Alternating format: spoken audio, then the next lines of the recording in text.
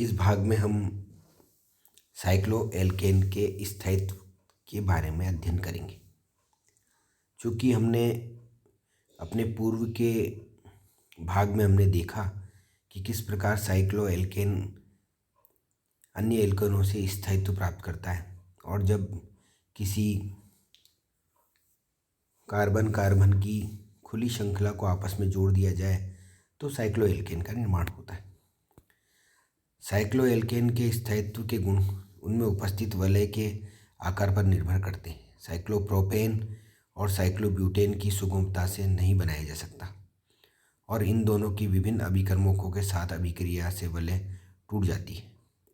ये प्रतिस्थापन अभिक्रिया न देकर योगात्मक अभिक्रिया देते हैं, जबकि 5 तथा 6 सदस्यीय वलय साइक्लोपेंटेन और साइक्लोहेक्सेन को सुगमता से बनाया जा सकता है, और ये विभिन्न अभिकर्मकों या रिएजेंटों के प्रति काफ़ी स्थायी हैं।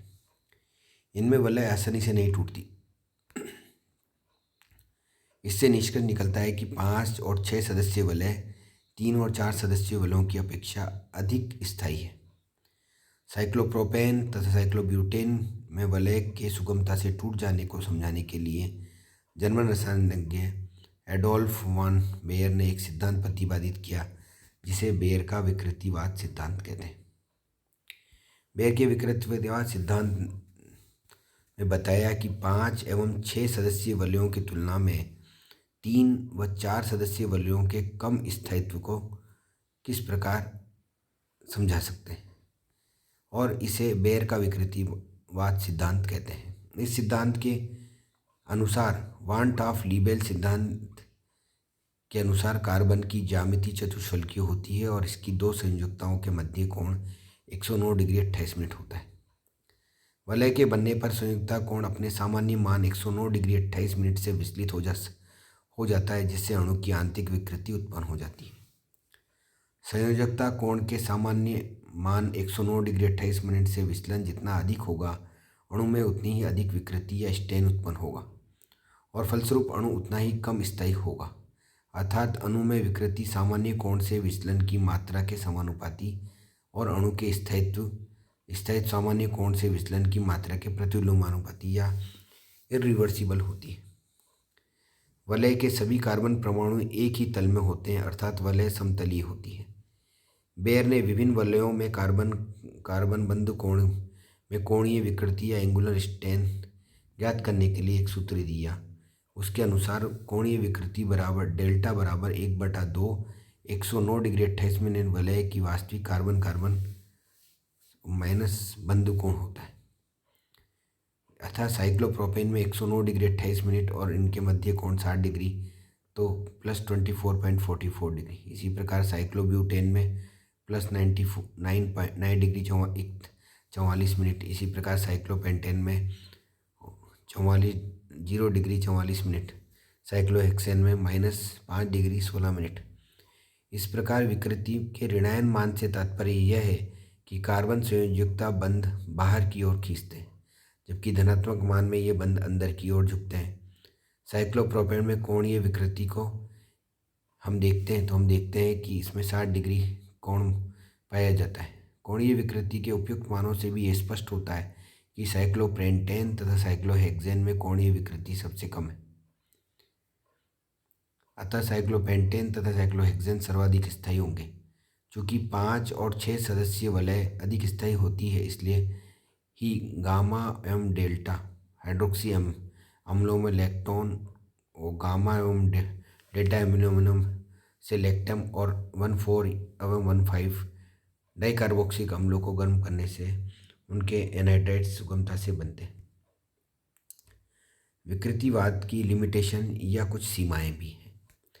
बेयर के विकृतिवाद सिद्धांत निम्नलिखित बिंदुओं की व्याख्या करने में असफल रहा है। पहला, इस सिद्धांत के आधार पर साइक्लोहेक्सेन की अपेक्षा साइक्लोपेंटेन अधिक स्थायी होना चाहिए, क्योंकि साइक्लोहेक्सेन की कोणीय विकृति -5 डिग्री 16 मिनट, जबकि साइक्लोपेंटेन में कोणीय विकृति 0 डिग्री 44 मिनट से अधिक है।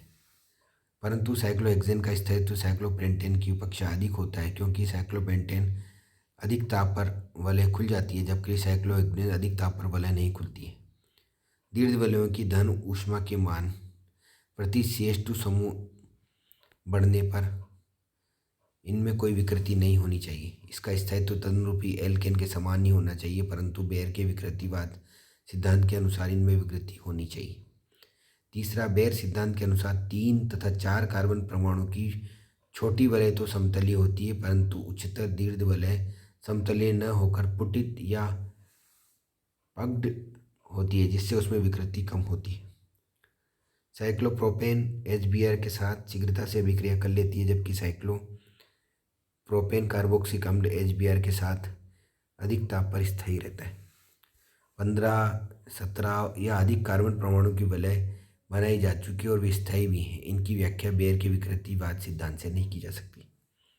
साइक्लो एल्केनों के स्थायित्व व उनकी दहन ऊष्मा के आधार पर भी हम उनके स्थायित्व की व्याख्या कर सकते हैं। किसी यौगिक के पूर्ण ऑक्सीकरण पर एंथैल्पी परिवर्तन उस यौगिकों की दहन ऊष्मा कहलाती है। समावी हाइड्रोकार्बन के प्रत्येक 1 मोल के पूर्ण दहन के लिए समान मात्रा में ऑक्सीजन की आवश्यकता होती है और पूर्ण दहन पर जल तथा कार्बन डाइऑक्साइड के समान मोल प्राप्त होते हैं। समावियों के दहन ऊष्माएं भिन्न भिन्न होने पर उनकी दहन ऊष्मा को उनके आपेक्षिक स्थायित्व को ज्ञात करने में उपयोग में लिया जाता है। वह समावी जिनकी दहन ऊष्मा का मान अधिक होता है, उसकी स्थितिज ऊर्जा अधिक होती है और वह अपेक्षाकृत कम स्थायी होता है। साइक्लोएल्केन एक सजातीय श्रेणी का निर्माण करते हैं। इनमें 2 क्रमागत सदस्यों के मध्य CH2 का अंतर होता है। इस प्रकार साइक्लोएल्केन के दहन की सामान्य समीकरण निम्न प्रकार देखते हैं। CH2n+3/2NO2 से NCO2 + NH2 + ऊष्मा मुक्त होती है। साइक्लोहेक्सेन के प्रति CH2 धन ऊष्मा अपंद 157.4 किलो कैलोरी मोल इनवर्स होती है, जो कि न्यूनतम है। दहन ऊष्मा का मान अशाखित एल्केनों के समान ही है, जिसमें कोई विलय नहीं होती और न ही वलय विकृति होती है। अतः हम ये मान सकते हैं कि साइक्लोहेक्सेन में वलय विकृति नहीं होती और इनके मानक अन्य साइक्लोनों की विकृति से ज्ञात कर सकते हैं। साइक्लोप्रोपेन में CH2 दहन ऊष्मा का मान 166.6 किलो कैलोरी मोल इनवर्स सर्वाधिक है, अतः इसमें वलय विकृति सर्वाधिक होती है। इसी कारण इनका स्थायित्व न्यूनतम होता है। साइक्लोप्रोपेन के बाद साइक्लोब्यूटेन में प्रति CH2 दहन ऊष्मा सर्वाधिक होती है, अतः साइक्लोब्यूटेन का स्थायित्व भी साइक्लोप्रोपेन से अधिक होता है, पर अन्य साइक्लोप्रोपेन से एल्केनों से कम होता है। साइक्लोपेंटेन तथा साइक्लोहेप्टेन में वलय विकृति लगभग समान है।